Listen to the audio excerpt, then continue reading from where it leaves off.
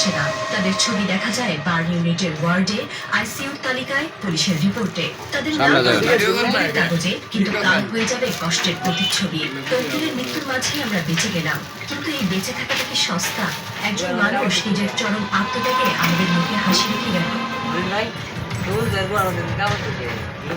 খবর ছড়িয়ে পড়ে আগুনের মতো।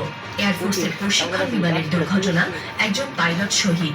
মানুষ প্রথমে বুঝে উঠতে পারেনি, তারপর যখন ছবিটি ছড়ায়, সাগরের সেই হাস্যোজ্জ্বল মুখ, আকাশের দিকে তাকিয়ে থাকা চোখ, তখনই দেশের প্রতিটি কোণ থেকে কান্না ভেসে আসে।